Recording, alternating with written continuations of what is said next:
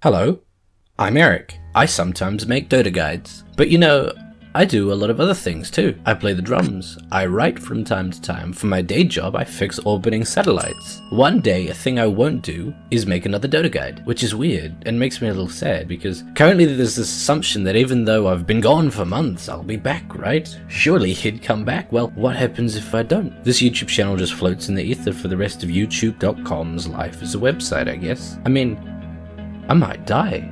I try to avoid it when I can, but it might happen. I have a plaque saying I have 100,000 subscribers, but I started this channel nearly 10 years ago. I did Half-Life Theory videos, then I did Minecraft. What do you have to say on the topic there, Slender Man? I've jumped from genre to genre consistently. Did those people make the jump with me? I mean, logically, probably not, right? They'd subscribe to a channel that produces videos that it now doesn't produce, and yet they didn't unsubscribe. Did they die? Do I have dozens of ghosts eagerly awaiting my Dark Willow guide? Do I have a graveyard of YouTubers chomping at the bits for my thoughts on Dota Update 707? Mathematically, yes, I absolutely do. I hope they enjoy the video.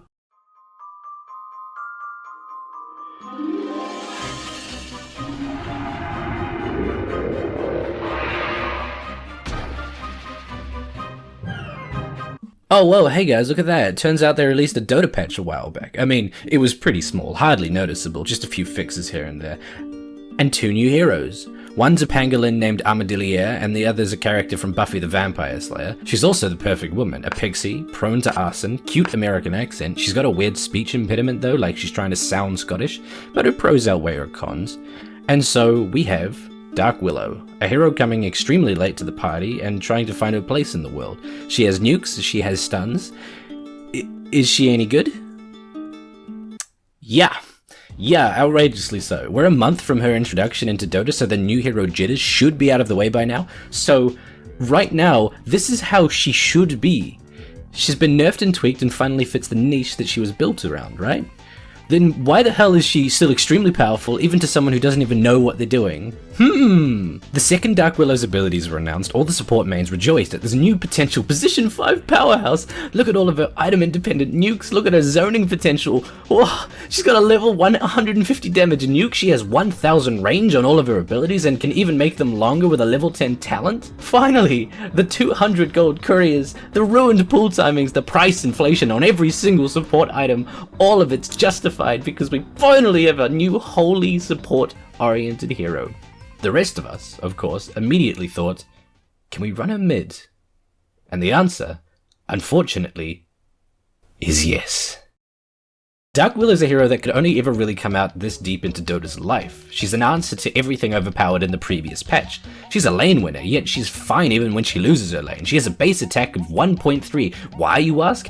I don't know. She has 3 stuns, she has answers to long range and short range opponents, and the worst of all of it, is that she needs nothing and benefits in no way from having a team. Here's my build. I've taken Dark Willow offlane as a core, and it's consistently worked. She's not too dependent on farming and being the team's carry, but she's also okay with a few levels here and there, so maybe just a little bit above support. Oh look, position 3 offlane. Lovely. Plus you have 5 seconds of literally not being, clickable to just buzz back to tower to escape. Bramble Maze is a 1200 cast range area denial spell. 0.8 seconds after cast, it sprouts 8 bramble traps in predetermined locations in the radius. They'll always look like they are in the clip. The brambles last 15 seconds and root for 2.5 seconds. An enemy can pretty consistently pass through the spell such that he never gets latched. While Dark Willow's new, abuse the fact that they haven't learned that yet. After they learn, focus on the middle 4 and how they're diagonally shaped.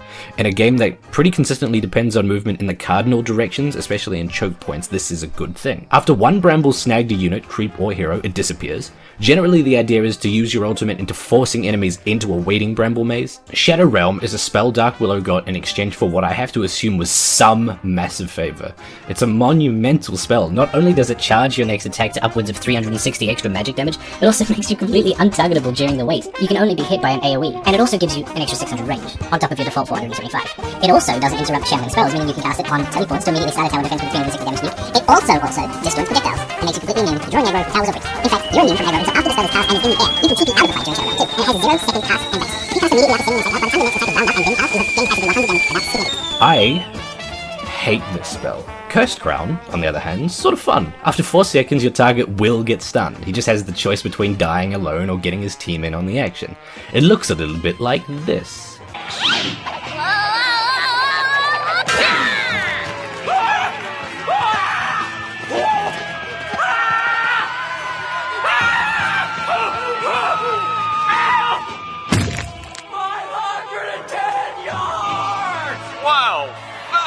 The Bedlam and Goliath is an awesome Mars Volta record, Back to Bedlam is a lovely James Blunt record, and Bedlam the Dota spell makes music sweeter than either of those. It's a really satisfying sound, and it's backed up by the croons of people complaining about it on Reddit. It's sort of weird to think this technically is a bonus to your ultimate. Bedlam lasts 4 seconds and has your little wisp buddy Jack circle around you, attacking anything in a 300 radius of him. He attacks for 220 damage, lasts 4 seconds, and attacks every 0.25 seconds. That's 3,520 damage, on a 20-second fucking cooldown. And then finally, there's Terrorize, a spell I forgot I even have. It's just a massive version of Lone Druid Savage Roar, 1500 cast range, 0.8 delay, then 4 seconds of enemies running back to their fountain. It's just dumb. It's one too many spells than you even need. It's a potent escape, a potent guarantee to snag people in brambles, and to keep people in range for Cursed Crown. Oh man, gone are the days of depending on teammates to combo. Her talents just sort of add to it all. Level 10 you can't go wrong with either. I'd say get cast range. Level 15 get the 40 movement speed. Level 20, I mean, it's a choice between a 660 1000 range nuke every 12 seconds or 10% lifesteal on a hero who doesn't do anything but damage with spells. Either's good. And level 25 clearly get the 200 attack speed. Oh boy. Okay, let's theorycraft. One day, I won't be here to help you out with these item builds, and you should never just build a certain way because your favorite pro player does it. I want you all to understand why they're doing it. And then maybe you'll even get to a point where you can build a way that's better than the pros, because while they all take after the pro before them, who takes from the pro before them, we're actively breaking down the entire process and rebuilding from the ground up. I mean, I haven't even seen the way everyone else has been building her so far. I'm sort of looking forward to doing it as soon as this video goes up. Let's really quickly round up all of Dark Willow's quirks, right?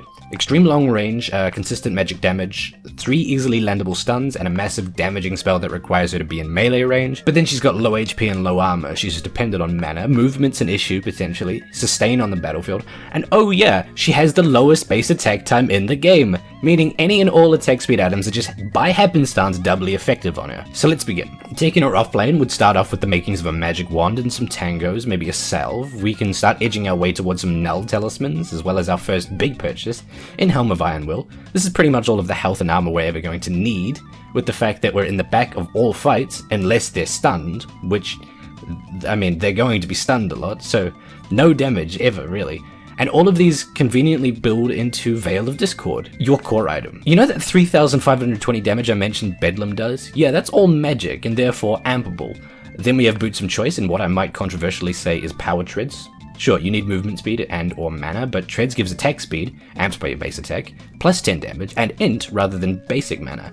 And that's it. That's your core. You don't really need a blink like Dark Willows in my games seem to get. You don't need Yules in order to secure Cursed Crown strikes. I feel like it's all playing into this preconceived notion of what Dark Willow should be, but she's really not. I've had the best success just completely ignoring everything that should make sense and focusing on the 1.3 base attack time. And it works. I hate that it works, but it does. Build Shadowblade, build Orchid, up it to Bloodthorn, get Mjolnir, get only damage, only ever damage, and win games. Dark Willow is a stupid hero. I hate playing her. It's too easy. I do, however, enjoy this fancy Divine 5. Hello. You've just gotten to the end of the Dark Willow guide, or the Pangea guide. For the Dark Willow guide, I'm sorry I got so salty.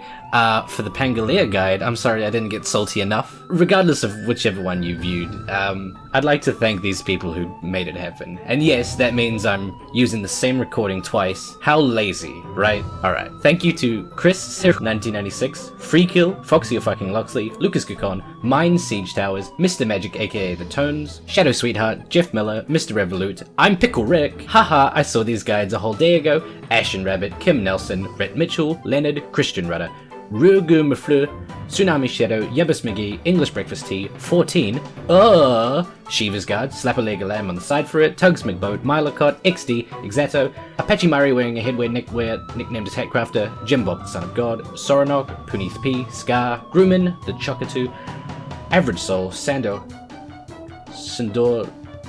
I said it right once, okay. Raphael Silva, Procrastination Studios, Carbon Bond, Orange Filter Sky, I Lie About My Love for Big Butts, Neutral Platonic Land-Based Vertebrate, Raymond Horn, Freed of Londor, Ryan Webb, Emmy Dies Alone, King Gizzard and the Shitty Wizard, Jolly Jew Giant, Pro S, Digital Dark. Hi, I'm Eric, and I'm a filthy fucking Slark first picker. And the rest.